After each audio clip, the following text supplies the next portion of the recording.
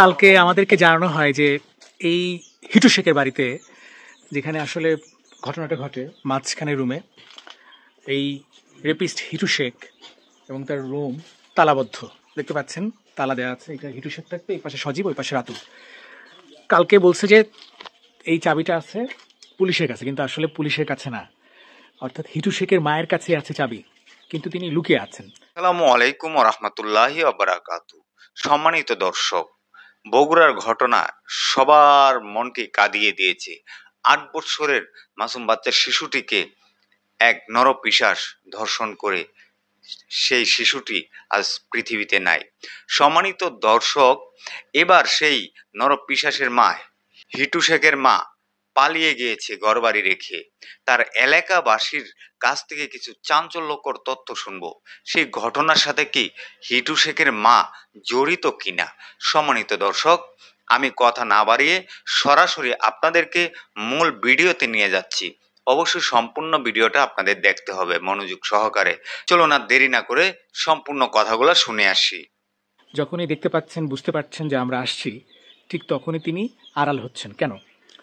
মাগুরাতে কিংবা এত বড় একটা ঘটনা, এই ঘরটা দেখালে সমস্যাটা কি, বা এই ঘরের মধ্যে কি এমন আলামত আছে, কি এমন ঘটনা আছে যা তিনি লুকানোর চেষ্টা করছেন? তার কাছেই চাবি আছে, কারণ তিনি এর আগে চাবি বের করে দেখিয়েছেন, কিন্তু এখন তিনি বের করছেন না। অর্থাৎ হিটু শেখের মা বা আসিয়ার বোনের দাদি শাশুড়ি, তিনি থাকেন ওই রুমে থাকেন।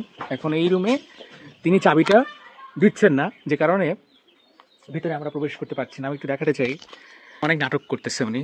কালকে বলছে কি, মিথ্যা কথা বলছে যে চাবিটা আছে পুলিশের কাছে, কয়েকদিন পরে পুলিশ খুলে দিবে। কিন্তু গতকালই জানতে পারলাম, যখন আমরা যাচ্ছিলাম মাগুরা শহরের দিকে, তখন আলভি ছেলেটা বলছিল যে চাবি আছে, ওনার কাছে আছে, এবং আমরা খুলে দেখছিলাম।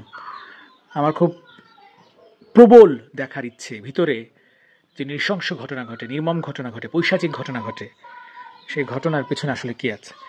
উনি গেটটা কোনো রকম শিকল দিয়ে আটকে তারপর চলে গেছেন। এখন কোথায় আছেন আমরা খোঁজার চেষ্টা করছি, যে উনি আসলে কোথায় আছেন। এইটা ওনার ঘর, বিনা পারমিশন আমি তো ঘরেও প্রবেশ করতে পারি না। একটা ব্যাগও দেখতে পাচ্ছি, ব্যাগটা কার ব্যাগ আমি জানি না, ব্যাগটা থাকার কথা না, গতকাল দেখি নাই।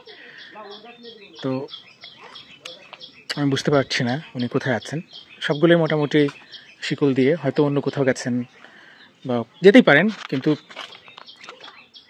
চাচি, আমরা ডাকার চেষ্টা করছি, চাচি। কালকে এখানে উনি কাজ করছিলেন, আমি একটু সহযোগিতাও করলাম। তারপর এখানে কাজ করছিলেন উনি, এটা আমরা গোবর বলি, গরুর গোবর দিয়ে যে লাঠি বানানো, সেটা তিনি করছিলেন, কিন্তু আজকে পাচ্ছি না। খুবই রহস্যময় আচরণ। তিনি মিথ্যাটা কেন বললেন যে চাবিটা আমার কাছে নাই? তার মানে কোনো কিছু কি তিনি লুকাচ্ছেন? আমার কেন জানি সন্দেহটা বাড়ছে। কালকে আমি 2 বার আসছি, 2 বার জিজ্ঞেস করছি, চাচি আপনার কাছে চাবি আছে? তিনি বলছিলেন না, আমার কাছে চাবি নেই, পুলিশের কাছে আছে, মাগুরা পুলিশ। এখন ওনাকে চেষ্টা করে পাচ্ছি না, পানির পাম্প আছে।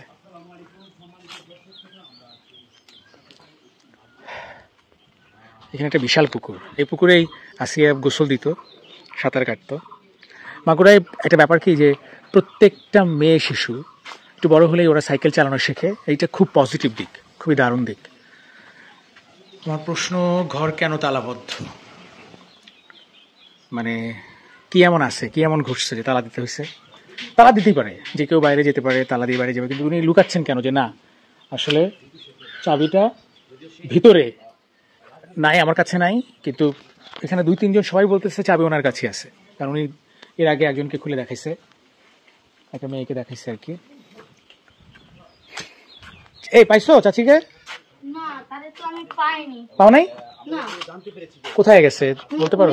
ওনারা দেখছিলাম বাজারে যাতে, মনে হয় উনি বাজারে গেছে। মাগুরা বাজারে?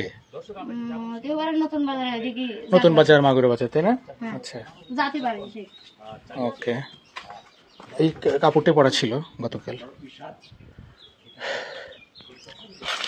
হিটু শেখের বাড়ি এটা, বুঝছেন? এটা হলো বারান্দার মতো কিছু একটা করছে। তোমার নাম কি? আমার নাম সুলতান। সুলতান। তোমার বয়স কত? কোন ক্লাসে পড়ো? আমার বয়স হতে পারে 11, আর আমি পড়ি ক্লাস 4। ক্লাস 4-এ। আচ্ছা, তুমি আসিয়াকে চেনো? দেখছো? আসিয়াকে আমি দেখছি। আচ্ছা, কিভাবে দেখছো? কোথায় ছিল সে? লগে খেলেছিল, এই তো দেখছে, এই লগে প্রশ্ন জিজ্ঞাসা। তোমার সাথে? তুমি আসিয়াকে চেনো? তোমার বয়স কত? 11। ওর সমানই? আমাদের দুজনের বয়সী এক। তুমি একটু লম্বা। আচ্ছা, হ্যাঁ। তা আসিয়া কি তুমি চেনো? তুমি কথা হ্যাঁ। বলছিলা? আমি বলছিলাম। দুজনেই কথা বলছো? হ্যাঁ। কি করছিল আসিয়া? খেলতেছিল? আসিয়া আমাদের সাথে খেলছে, তারপরে এমনিতে ঘোরাফেরা করছে। আসার পরে ও পুকুরে গোসল দিছে আসিয়া? আসিয়া না, সাঁতার কাটতে পারতো? সাঁতার পারতো। হ্যাঁ। ও, সাঁতার কাটছে। আমি ওই বাড়িতেই পারি। আমি একদিন ওই বিড়াল ধরে সাঁতার কাটতে পারি। ও, তুমি আর এপার ওপার গেছিল? হ্যাঁ, আমি পারিনি। ও, আসিয়া সাঁতার কাটছে, এপার থেকে ওপার গেছে? হ্যাঁ, ও ভালো পারতো। তাই? বাহ, এটা কিন্তু অনেক বড় পুকুর। কিন্তু ওর তো কোনো দোষ ছিল না। ও হুম। এরকম তার কারণ কি জন্য হলো? ও তো ভালো ছিল। খারাপ মানুষ তো সব জায়গায় থাকে, খারাপ মানুষ এই কাজগুলো করে, বুঝছো? তোমরাও সাবধান থেকো। এই পুকুরটা কাদের? এই পুকুরটা আমার শিয়াব কাকাদের। ও, এটা কিন্তু অনেক বড় পুকুর। হ্যাঁ, এখানে খুব বড় বড় মাছ আছে। এই বড় পুকুরেও এপার থেকে ওপার যাইতো?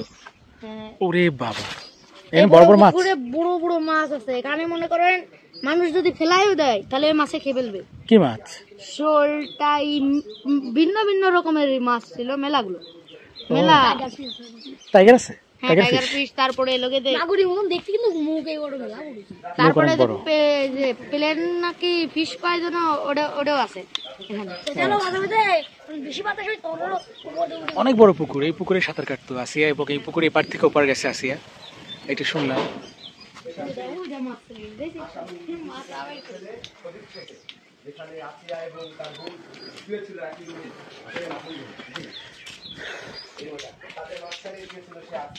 এখানে মাছ আছে, এই মাছ তো ছোট ছোট মাছ।